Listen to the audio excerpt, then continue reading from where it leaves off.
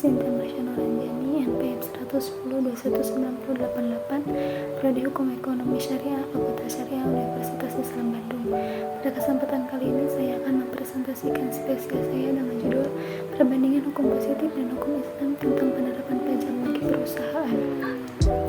Yang pertama, latar belakang. Pajak sebagai salah satu sumber penerimaan negara. Pajak berfungsi untuk membiayai pengeluaran negara yang diperlukan untuk melaksanakan tugas dan kewajiban wajib negara. Juga dilakukan untuk meningkatkan pembangunan infrastruktur negara yang dapat digunakan oleh masyarakat. Penerapan pajak bagi perusahaan menurut Islam masih bersifat pro dan kontra, dan pendapat para ulama mengartikan pajak boleh dilakukan dan sebagian ulama mengartikan tidak boleh dilakukan yang didasari pada dalil yang merujuknya. Sedangkan Indonesia merupakan negara yang mayoritas penduduknya umat muslim. Tetapi Indonesia bukan termasuk negara Islam, maka dari itu Indonesia masih mengenal dengan adanya pajak khususnya bagi perusahaan. Hal ini tentu saja menimbulkan dilema bagi umat muslim di Indonesia karena sebagai warga negara yang telah memenuhi syarat menjadi wajib pajak, mereka diharuskan membayar pajak sesuai dengan peraturan perpajakan yang berlaku di Indonesia.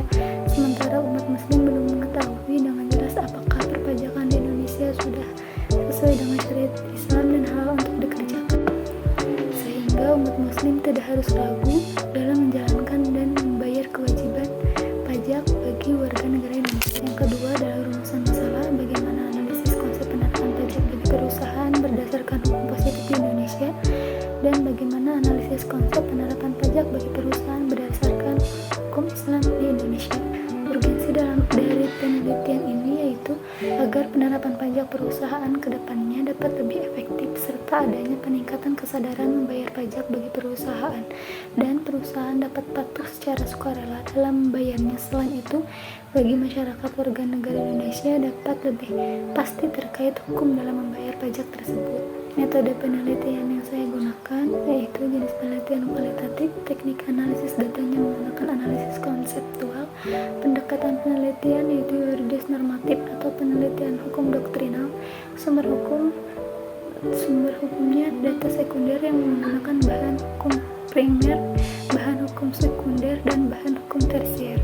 Kemudian teknik pengumpulan datanya menggunakan kajian kepustakaan. Objek penelitian. Pajak merupakan salah satu sumber pendapatan negara yang digunakan untuk membiayai seluruh pengeluaran, termasuk pengeluaran pembangunan.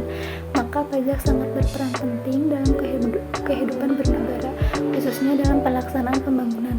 Kesadaran pajak adalah untuk mengetahui atau memahami pajak tanpa tekanan dari luar. Masyarakat akan terdorong untuk memenuhi tanggung jawab pembayaran pajaknya dengan peringkat yang menguntungkan dari fungsi pelaksanaan pemerintah dari pembayar pajak publik. Pajak memiliki fungsinya dalam memungut dan mengatur sistem perpajakan, yaitu fungsi budgeteer atau finansial dan fungsi mengatur. Maka hasil dari penelitian ini yaitu pajak perusahaan memiliki berbagai jenis pajaknya. Namun, meskipun demikian, pajak bagi perusahaan belum memiliki peraturan berbagai jenis secara spesifik yang membahas mengenai pajak bagi perusahaan, sehingga penerapan pajaknya masih merujuk kepada berbagai peraturan terkait dengan perpajakan lain seperti yang telah diatur oleh pemerintah pusat dan pemerintah daerah. Di Indonesia terdapat dua kategori klasifikasi pajak menurut lembaga pemungutnya, yaitu pajak pusat dan pajak daerah. Pajak pusat adalah pajak-pajak yang dipungut dan dikelola langsung oleh pemerintah pusat yang sebagian besar dikelola oleh Direktorat Jenderal Pajak dan Kementerian Keuangan. Sedangkan pajak daerah adalah pajak yang dipungut dan dikelola oleh pemerintah daerah, baik tingkat provinsi maupun kabupaten atau kota. Pajak atau ribah sendiri dalam Islam adalah salah satu sumber pendapatan negara hanya sebagai solusi dalam keadaan darurat, yaitu ketika sumber pendapatan yang lain tidak dapat mencukupi kebutuhan baitul mal. Akan tetapi jika baitul mal atau kas negara sudah mencukupi, maka pajak harus dihapuskan. Maka hasil pembahasan dari penelitian ini yaitu sistem perpajakan merupakan suatu mekanisme yang mengatur bagaimana hak dan kewajiban berpajakan yang perlu wajib pajak laksanakan. Sistem pajak di Indonesia terbagi menjadi dua, yaitu self-assessment system dan official assessment system. Pajak yang dikenakan pada perusahaan tidak hanya terbatas pada satu jenis pajak seperti pajak perorangan, karena perusahaan beroperasi untuk kegiatan ekonomi komersialnya. Selain itu, pajak perusahaan menghasilkan keuntungan yang jauh lebih tinggi dibandingkan dengan perorangan. Pajak perusahaan biasanya disebut sebagai pajak badan yang merupakan badan hukum tertentu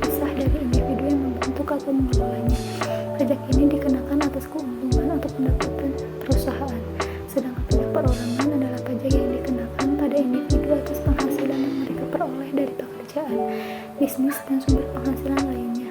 Pemerintah daerah berwenang memungut pajak perusahaan karena pemanfaatan sumber daya di daerah tersebut tidak lebih banyak dan lebih besar, sehingga perusahaan perlu membayar pajak pada pemerintah daerah sesuai dengan peraturan daerah atau perda yang berlaku, seperti pemanfaatan sumber air, sehingga pemerintah daerah berwenang menerapkan pajak air tanah yang telah diatur dalam Undang-Undang Nomor 61 Tahun 2021 bagi perusahaan. Meskipun pajak tidak langsung diperintahkan oleh Allah pada umatnya dalam Al-Quran, namun jika dipelajari ayat Allah dalam surat An-Nisa ayat 59 yang artinya, hai orang-orang yang beriman, taatilah Allah dan taatilah Rasul dan ulil amri, bahwa dalam ayat tersebut selain agar kita menaati perintahnya dan Rasulullah, Allah juga memerintahkan umatnya untuk menaati perintah ulil amri.